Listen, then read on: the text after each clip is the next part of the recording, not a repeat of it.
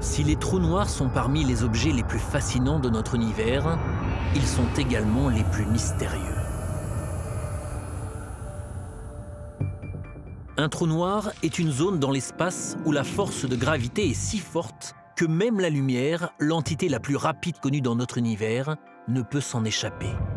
La frontière d'un trou noir s'appelle l'horizon des événements.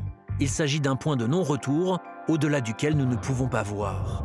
Quand quelque chose traverse l'horizon des événements, il s'effondre dans la singularité du trou noir. Cette singularité est un point infiniment petit et dense où l'espace, le temps et les lois de la physique ne s'appliquent plus. Les scientifiques ont théorisé plusieurs types de trous noirs différents, les stellaires et les supermassifs étant les plus communs. Les trous noirs stellaires se forment lorsque des étoiles massives meurent et s'écroulent. Ils ont une masse 10 à 20 fois supérieure à celle de notre Soleil et sont éparpillés à travers tout l'univers. Il pourrait y avoir des millions de ces trous noirs stellaires rien que dans la Voie lactée. En comparaison, les trous noirs supermassifs sont des géants, mesurant des millions voire des milliards de fois la masse de notre Soleil. Les scientifiques ne peuvent que supposer comment ils se forment, mais nous savons qu'ils existent au centre de presque toutes les grandes galaxies, y compris la nôtre.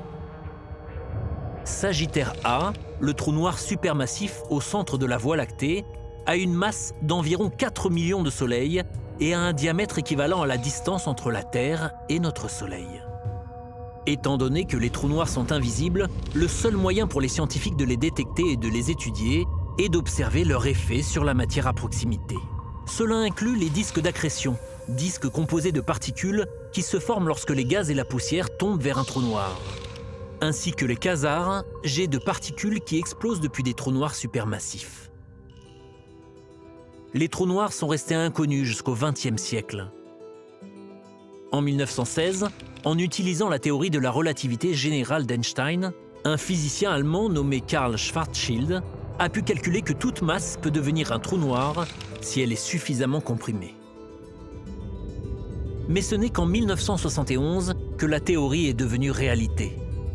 Des astronomes qui étudiaient la constellation du Cygne ont découvert le premier trou noir.